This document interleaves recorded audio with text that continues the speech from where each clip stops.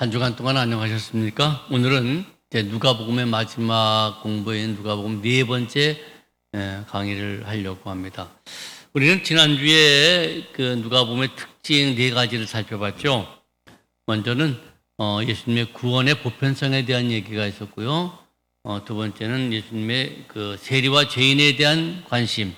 세 번째는 가난한 자에 대한 또 관심. 또 네 번째는 여인의 깊은 관심이 누가복음의 특징이었다라고 하는 말씀을 드렸습니다. 지난주에 하지 못했던 특징 마지막 한 가지를 더 오늘 살펴보고 또 누가복음을 기록할 수밖에 없었던 어떤 그런 교회 내외의 문제점에 대해 살펴보고 오늘 누가복음 공부를 마무리 짓겠습니다. 자, 그러면 오늘 또 나눠드린 자료를 함께 살펴보시겠습니다. 자, 누가복음의 특징입니다. 마지막 특징, 다섯 번째 특징입니다. 누가복음에는요, 기도와 성령에 대하여서 아주 중점적으로 강조하고 있다라고 하는 겁니다. 자료 함께 보시겠습니다. 누가는요, 공간복음 기자 가운데서 기도에 관하여 가장 많이 소개를 합니다. 기도의 명사용 프로스케는 마태복음에 3번, 마가복음에 2번, 누가에 3번 나타나고 동사용 프로스코마이라고 하는 말은요, 마태복음에 16번, 마가복음에 16번, 누가에는 19번이나 등장합니다. 특별히 예수님께서 친히 기도하시는 분이에요. 그래서 우리가 또 예수님을 닮아서 같이 기도해야 된다라고 하는 얘기인데요. 잠시 한번 읽어볼까요? 누가복음 3장 21절. 꼭 읽어야 되는 부분이 이제 뒷부분에 또 말씀을 드리겠습니다만 한번 보세요. 누가복음 3장 21절. 백성이 다 세례를 받을새 예수도 세례를 받으시고 기도하실 때 하늘이 열리며 성령이 비둘기같이 형체로 그의 위에 강림하시더니 하늘로부터 소리가 나기를 너는 내 사랑하는 아들이라 내가 너를 기뻐하노라.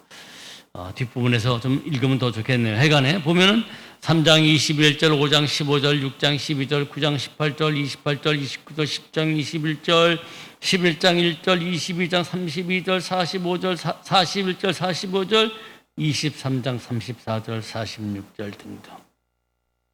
계속 예수님은 기도하시는 분으로서 누가복음에는 소개되어지게 됩니다. 그런데 금방 읽었듯이 예수님께서 성령의 충만한 강림과 하늘의 음성을 들으시는 것이 언제냐? 왜 그랬느냐라고 하는 것이 금방 읽었던 누가복음에 나오는 이야기입니다.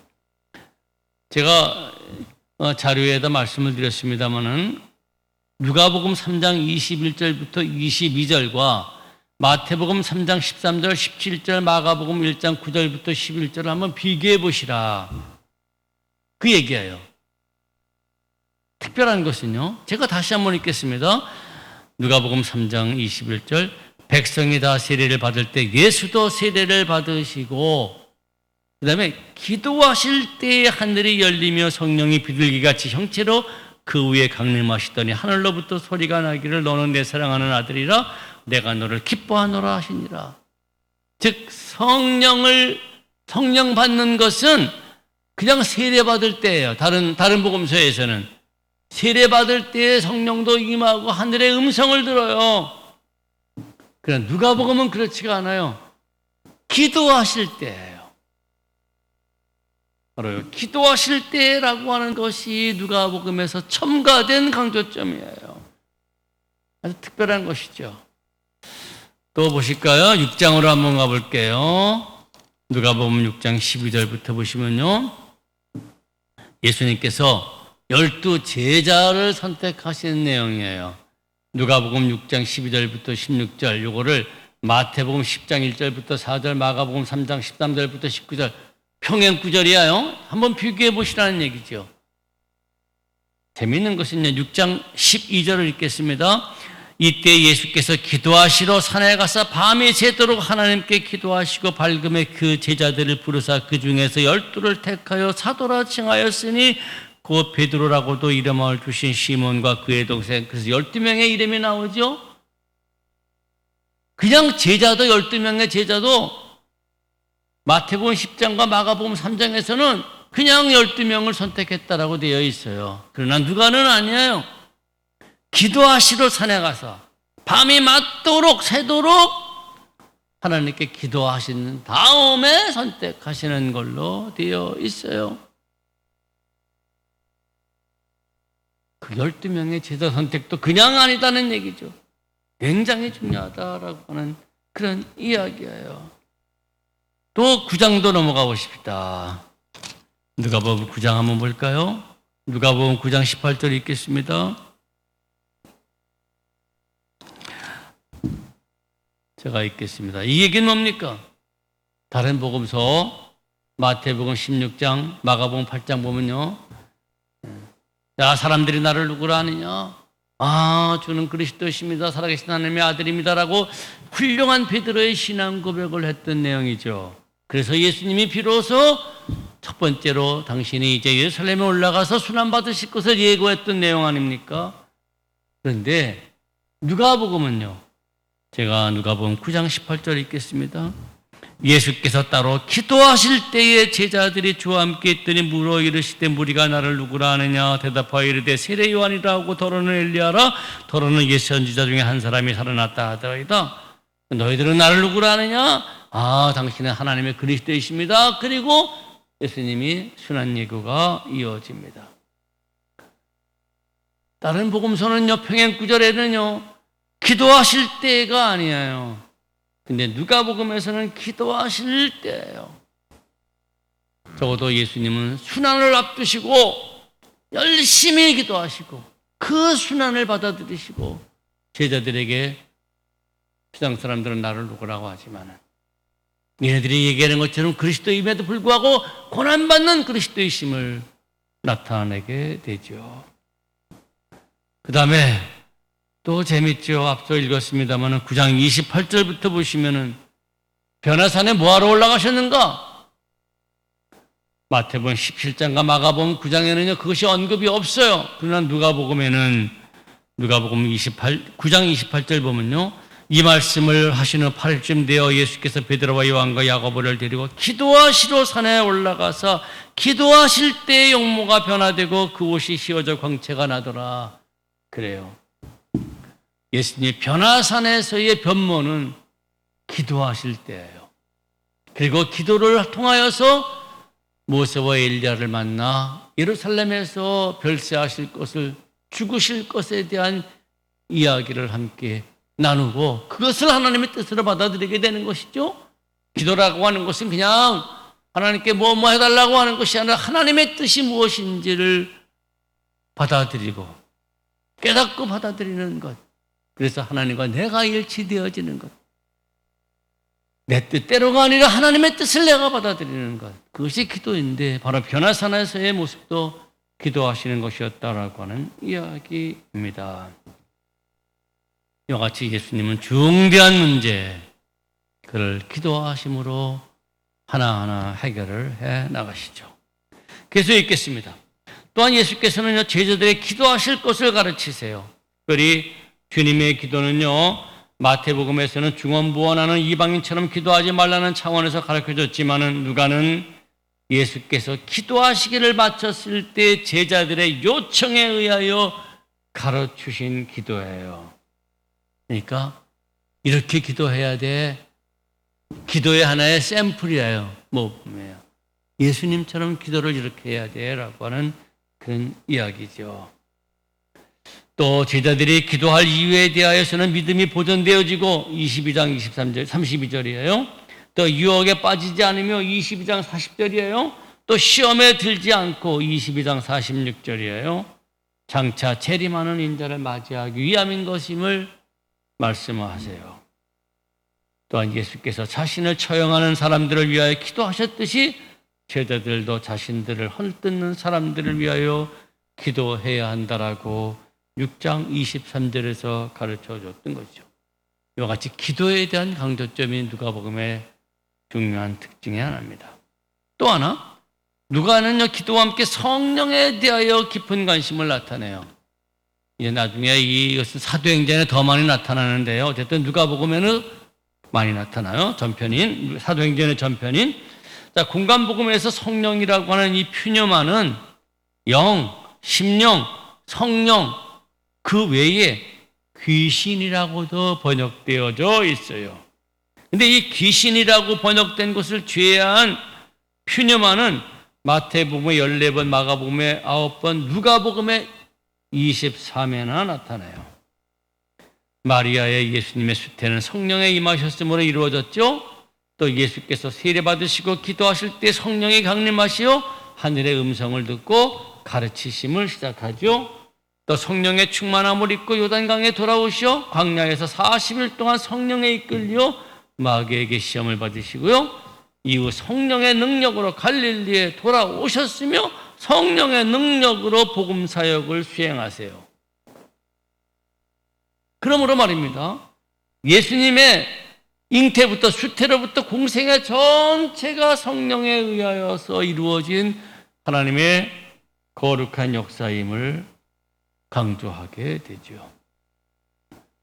누가는 기도를 통하여 하늘 아버지로부터 받은 선물을 마태복음에서는요 좋은 것이라고 하지만 누가는 성령이라고 함으로써 제자들도 예수님처럼 성령 충만할 것을 강조해요. 이게 무슨 말씀인가? 누가복음 11장 5절부터 읽겠습니다. 또 이르시되 너희 중에 누가 벗이 있는데 밤중에 그에게 가서 말하기를 벗이여 떡 세 덩어리를 내게 구워달라. 내 벗이 여영 중에 내게 왔으나 내가 먹일 것이 없노라 하면 그가 안에서 대답하여 이르되 나를 괴롭게 하지 말라. 문이 이미 닫혔고 아이들이 나와 함께 침실에 누웠으니 일어나 내게 줄 수 없노라 하겠느냐. 내가 너에게 말하노니 비록 벗됨으로 인하여서는 일어나서 주지 아니하시라도 그 간청함을 인하여 일어나 그 요구대로 주리라. 내가 또 너에게 이르노니 구하라 그러면 너에게 주실 것이요 찾으라 그러면 찾을 것이요 찾아낼 것이요 문을 두드리라 그러면 너에게 열릴 것이니 구하는 이마다 받을 것이요 찾는 이가 찾아낼 것이며 두드리는 이에게 열릴 것이니라. 너희 중에 아버지가 된 자가 누가 아들이 생선을 달라는데 생선 대신에 뱀을 주며 알을 달라는데 전갈을 주겠느냐. 너희가 악할지라도 좋은 것을 자식에게 줄 줄 알거든 하물며 너희 하늘 아버지께서 구하는 자에게 마태복음에서는요 좋은 것을 주지 않겠느냐라고 되어 있지만은 누가복음에서는요 성령을 주시지 않겠느냐 그렇게 되어 있어요. 그래서 정말로 하나님께부터 받을 가장 좋은 선물은 성령 충만이다라고 하는 사실을 이야기하고 있지요. 자, 이와 같이 기도와 성령에 대한 강조가 마지막으로 누가복음의 특징 중에 하나입니다. 이제 누가복음을 마지막 마치면서 누가가 이 누가라고 하는 사람이 이 누가복음을 왜 기록했겠느냐 그 이야기를 하고 오늘 누가복음의 모든 공부를 마치도록 하겠습니다. 자, 누가는 직면했던 두 가지 큰 문제가 있었다는 얘기예요. 그 두 가지 문제를 해결하기 위하여서 적어도 이 누가복음을 기록했을 것이다라고 학자들은 보고 있습니다. 나눠드린 자료를 좀 참고하시기 바랍니다.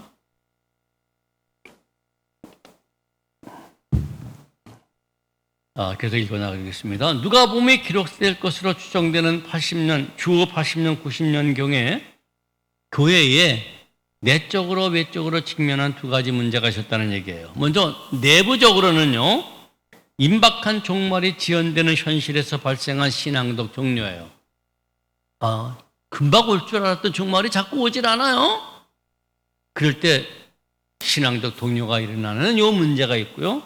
외부적으로는 이제 복음이 막 이방 세계로 전파되면서 문제가 발생되는데 그것이 뭐냐면은 로마 당국과 직면한 문제예요. 곧 살펴보겠습니다만 예수님은 로마 당국에 의하여 죄인으로 죽은 사람인데 그 예수를 구주라고 메시아로 믿게 되니까 그러면 이 로마 당국과야 이 기독교 신앙은 어떻게 되느냐라고 하는 문제죠. 바로 누가는 이 두 가지 문제를 해결하기 위하여서 누가복음을 기록했을 것이라고 자들은 얘기를 합니다. 하나하나 살펴보겠습니다. 첫 번째로 종말에 대한 지연입니다. 초기 기독교 신앙은요, 예수님의 재림을 기다리는 임박한 종말 신앙이었죠. 마가복음 9장 1절, 마태복음 8장 35절 보면은 너희들이 이제 영광 중에 주님이 내가 다시 올 것을, 인자가 다시 올 것을 볼 자도 살아서 있을 것이다라고 그렇게 말씀했어요. 정말로 초대교회 사람들은 재림이 곧 이루어질 것이다라고 하는 종말 신앙이 있었어요. 이 종말이라고 하는 에스카토스라고 하는 말은 현재의 시간이 종료됨과 현재의 역사가 끝나는과 동시에 새로운 역사가 도래하는 것을 의미했어요. 완전히 끝나고 새로운 역사가 시작이 돼요. 하나님의 나라, 완전히 새로운 세계가 이루어져요. 근데 초기 기독교인들은 이 종말이 자신들이 죽기 전에 곧 일어날 것이라고 믿었죠. 사도행전 2장 43절부터 47절에 보면은 내 것 내 것이 없고 서로 모든 것들을 나눠 쓰는 이 초기 공산사회, 이 초기 공산사회는 이러한 배경 아래서 발생하죠. 그래요. 얼마 남지 않았어요, 이제 세상이. 근데 뭐 저금하고 내 것이라고 그렇게 할 필요가 없어요. 서로 나눠 쓰는 이 초기 공산사회는 임박한 종말 신앙이다라고 하는 이 신앙적 배경 아래에 발생하는 것이죠. 그리고 그날, 그 마지막 날이 됐을 때에 기독인들은 어떻게 될 것이냐? 공중으로 올려서 재림하는 주님을 영접하게 될 것이라고 믿었죠. 이와 같은 신앙은 신약 성서 중에서 가장 먼저 기록된, 뭐라 그랬습니까? 데살로니가 전서예요. 여기에 4장 15절부터 5장 11절에서 잘 확인되죠. 바로 휴거 문제예요. 휴거. 이장림 목사가 얘기했던 휴거 문제. 참 불행한 사태였죠. 그 말씀을 그대로 믿고 정말 휴거된다라고 그 난리 법석을 피웠으니 말이에요. 주님이 재림하실 때 공중재림, 공중들림 받을 것이다라고 믿었던 것. 이게 초대교회의 신앙이에요. 이게 데살로니가전서 제일 먼저 쓰여진 글에 나타나는 내용입니다. 그러나 예수님의 생전을 목격했던 사람들, 또 제자들이 다 죽어가져요. 근데 기대했던 종말이 오질 않았어요. 또 올 것 같지도 않았어요. 이와 같은 상황에서 교회 안에 신앙적 동료가 일어나죠. 야, 그럼 가짜냐 말이에요. 이럴 때 적절한 신앙적 해답이 필요했던 거예요. 누가는 이와 같은 신앙적 위기에 직면한 초기 기독인들의 신앙적 동료를 해결하기 위하여 이 복음서를 기록하는데 그것이 누가복음이에요. 누가는요, 누가복음을 통하여 임박한 종말을 좀 더 먼 미래로 연장시켜요.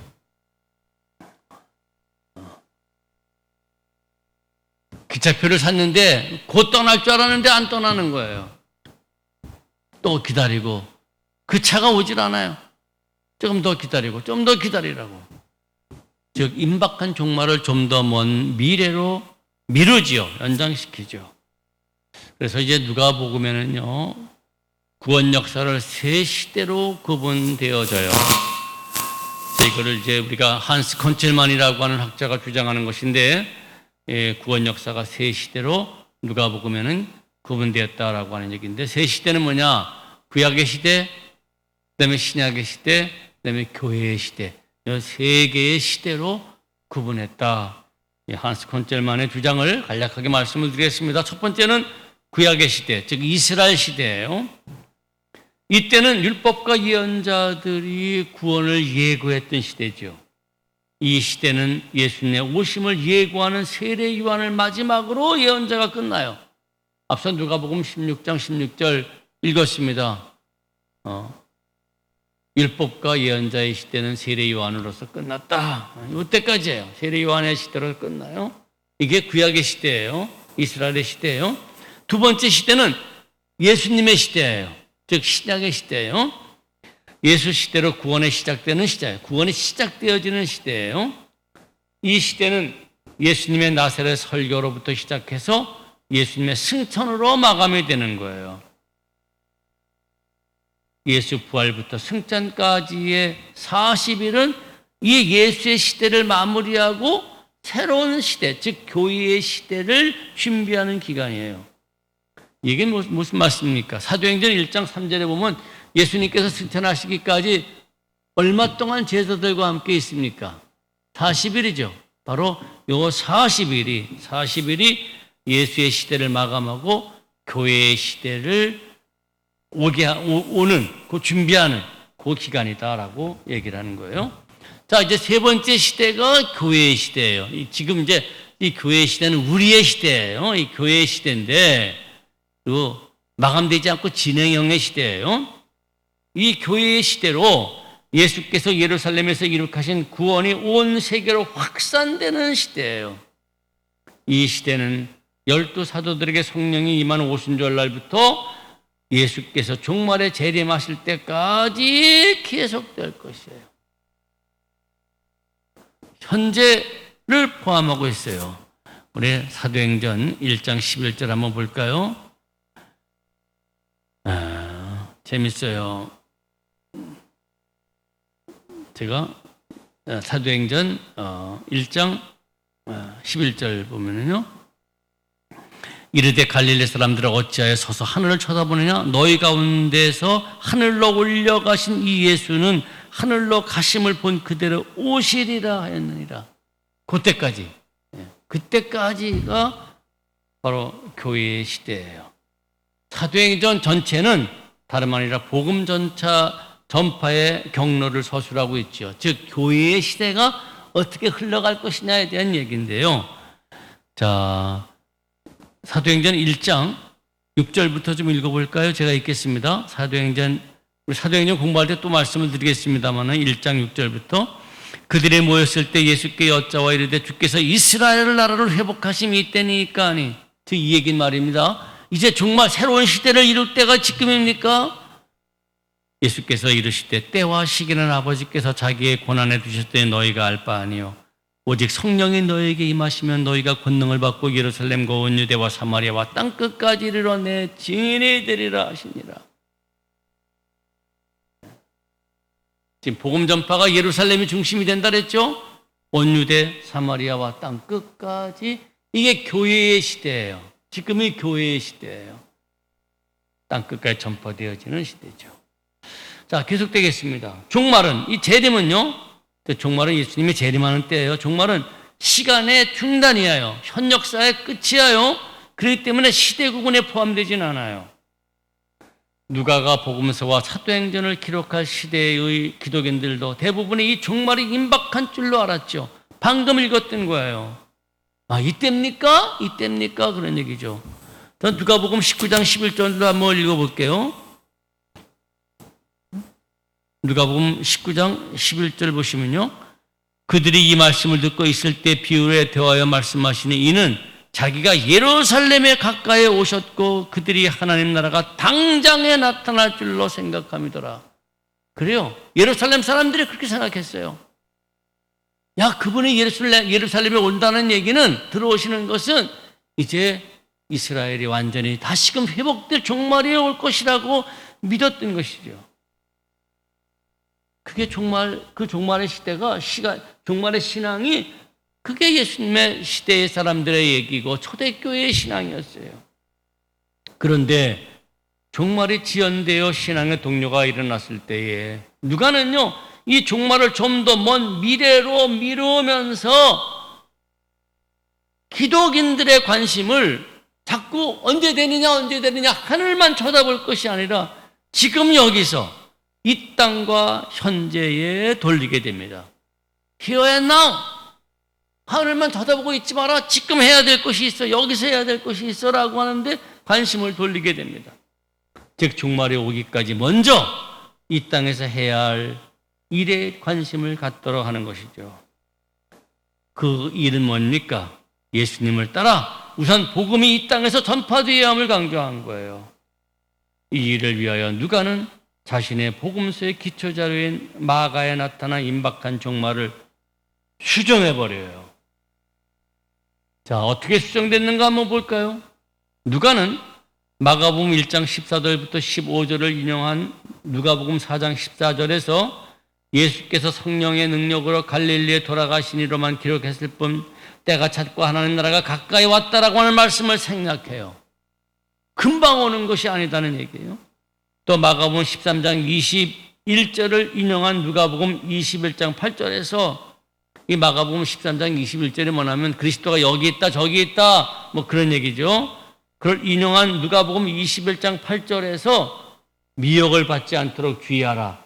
많은 사람이 내 이름으로 와서 이르되 내가 그라하며 때가 가까이 왔다 하겠으나 그들을 따르지 말라라고 하므로 임박한 종말은 거짓 교훈이기에 현혹되지 말라고 권면합니다. 또 앞서 읽었던 누가복음 19장 11절에서는 종말이 당장 일어날 것 생각하는 사람들을 지도하기 위하여 열문화의 비유를 가르치는 거예요. 즉 뭡니까? 어떤 사람이 임금에게 그 왕권을 받으러 가기 위하여서 각 사람마다 열문화씩 나눠주죠. 그리고는 돌아와서 나는 10문화 남겼습니다. 나는 5문화 남겼습니다. 나는 그대로 놔뒀습니다. 그 얘기예요. 그렇게 10문화 나눠주고 갔다라고 하는 그 비유를 이야기하면서 지금 당장 해야 할 일은 이래야 된단 말이에요. 가만히 갖고 있어서는 안 된다라고 하는 얘기입니다. 지금 당장 해야 할 일이 있음을 강조하는 거죠. 또 누가복음 21장 9절에서는 난리와 소요의 소문을 들겠으나 들릴 때에 두려워하지 말라고 하면서 이 일은 종말이 있기 전에 이런 일이지만은 종말이 곧 일어나지 않는다라고 강조해요. 이렇게 누가는 예수님의 재림과 종말을 먼 미래로 연장시키죠. 그리고 종말이 올 때까지 이 중간 시대, 이 교회 시대예요. 이 중간 시대를 복음을 전해야 할 교회의 시대, 선교의 시대로 이해하도록 하는 거죠. 지금 우리의 시대가 교회의 시대예요. 우리는 종말이 곧 임했어. 몇 월 며칠이야. 휴가할래? 그게 아니에요. 지금 우리는 그날이 언제인지 몰라. 지금 여기서 해야 할 것은 복음 전파임을 누가복음을 통하여서 우리는 확인받게 되는 겁니다. 자, 또 하나의 문제가 있어요. 이것은 이제 교회 외부의 문제예요. 교회 외부의 문제는 로마 당국과의 정치적인 문제죠. 읽겠습니다. 초대교회 당시 세계 패권은 로마 제국이 쥐고 있었어요. 그런데 예수가 로마에 의하여서 정치적으로 유죄 판결을 받아 십자가에 처형되었어요. 네가 유대인의 왕이냐? 정치적인 문제예요. 그리고 죽었단 말입니다. 이런 예수를 구주 또는 그리스도라고, 왕이란 말이에요. 왕, 기름 부음 받는 왕이라고 복음 전파자들이 대부분 로마 속기이거나 식민지인 소아시아와 유럽 지역에 들어가 전파하는 것은 로마 제국에 의하여 반역으로 오해될 수가 있는 거죠. 로마 제국에 의하여서 죄인으로 죽은 그 사람이 그리스도라니? 그러면 로마 제국이 잘못된 거냐? 로마 제국에 대해서 반기를 드는 것이냐에 대한 문제죠. 그래서 사람들이 그 복음을 받아들이기를 주저할 수밖에 없었던 거죠. 그러므로 이 로마 제국과 기독교의 관계는 복음 전파에 큰 장애물이 될 수밖에 없었던 거예요. 기독교와 로마 당국은 대립된 것이냐? 투쟁 관계인가? 라고 하는 거예요. 복음 전파가 로마 당국에 대한 반역 행위냐? 라고 하는 문제죠. 이거에 대하여서 변증할 필요가 있었던 거예요. 이에 누가는 마가복음 15장 1절부터 15절을 인용하며 수정하여, 여기 마가복음 15장 1절부터 15절을 보면 빌라도의 법정에서 예수님이 재판받는 내용이에요. 이거를 인용하면서 수정해요. 로마 총독 빌라도가 예수를 변호하여 무죄 선언을 3번이나 했음을 강조해요. 누가복음 23장 4절, 13절, 14절, 24절에서 나는 죄가 없단 말이야. 그 사람 보기에 내가 죄가 없다. 죽을 죄가 없어. 그냥 때려서 놓겠어. 그런 얘기예요. 아울러 빌라도는 또한 3번이나 예수를 석방하려고 했어요. 어떤지 자꾸 죽이려고 해요, 유대인들이. 어떻게든 내보내려고 그래요. 따라서 예수의 죽음은 로마 당국에 대한 정치적인 유죄로 인함에서가 아니라 예수를 십자가에 못 박으라고 고소하고 그렇게 백성들을 선동한 유대 종교자들임을 때문임을 밝히고 있지요. 이런 차원에서 우리 사도신경에서 본디오 빌라도에게 고난을 받고 죽으셨다라고 하는 이 고백은요, 누가복음의 입장에서 볼 때 빌라도는 굉장히 억울해요. 나는 안 그랬다는 얘기예요. 그러나 사도신경에는 빌라도 온팍 뒤집어 쓰는 거죠. 근데 누가복음에서는 그렇지가 않습니다. 어쨌든 기독교와 로마 당국과는 정치적으로 무죄요 우호 관계임이 누가복음에서는 강조되는 겁니다. 또한 누가는요, 이스라엘 중에서도 이만한 믿음을 만나보지 못하였나라고 칭송을 들은 로마 백부장을 소개하고요. 이건 마가복음에는 없는 자료예요. 또 십자가의 처형을 지휘하다가 예수님의 최후의 모습을 목격하고 이 사람은 정령 의인이었다라고 하나님께 영광을 돌린 로마의 백부장을 소개하면서 앞서 말씀드렸죠. 영광을 돌렸다라고 하는 얘기는 누가복음에만 나타나는 얘기예요. 이렇게 소개하면서 로마와 예수, 로마 당국과 기독교는 우호 관계였음을 강조하는 거죠. 이로써 누가는 로마 세계 안에서 기독교의 복음 전파를 용이하게 하며 경고에 자리 잡히도록 하게 됩니다. 자, 이와 같이 누가복음과 예수와 로마 당국과 또 기독교와 로마 제국과가 우호 관계였다라고 하는 이와 같은 정치적인 변증은 누가복음 후편인 사도행전에서 또 강조되어지게 됩니다. 그때 또 말씀을 좀 드리도록 하겠습니다. 오늘 지금까지 함으로 이제 누가복음이 다 맞춰지게 되는데요. 저는 요한복음, 마가복음, 마태복음, 그다음에 누가복음을 강의하면서 네 복음서를 전부 다 공부를 마쳤습니다.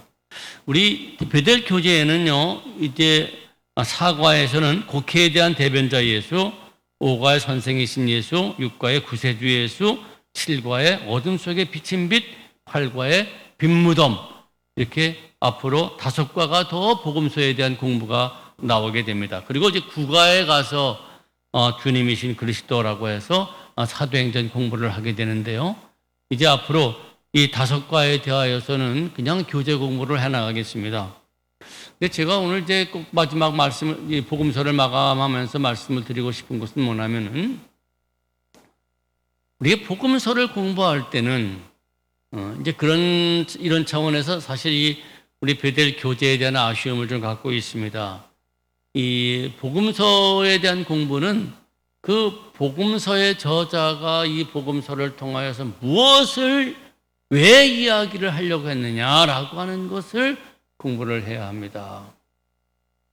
거기에서 어떤 교리를 공부해서는 올바른 공부는 아니라고 생각합니다. 우리가 몇 주 전에 또 오늘 우리가 본문에서도 봤지만 예수님이 고향 나사렛에서 회당에 들어가서 말씀을 가르치고 권능을 나타낼 때에 그 나사렛 사람들이, 고향 사람들이 저 사람 요셉의 아들 목수 아니냐? 시몬, 야고보, 그 요한 다 형제들 우리와 함께 있지 않느냐? 그리고 너희들도 우리와 함께 있지 않느냐? 라면서 받아들이지 않죠. 왜 받아들이지 않습니까? 예수에 대한 하나의 선입관, 예수에 대한 하나의 과거에 집착해 있기 때문에 예수님의 위대한 역사가 나타남에도 불구하고 보면서도 불구하고 받아들이지 못하는 거예요. 예수님에 대한 과거에 대한 선입관이 예수를 못 보게 하는 거예요. 예수를 영접하지 못하게 하는 거예요. 우리 성경 공부도 마찬가지입니다. 성경도 이미 교리적인 눈으로 성경을 볼 때 이거는 복음서를 제대로 볼 수가 없습니다.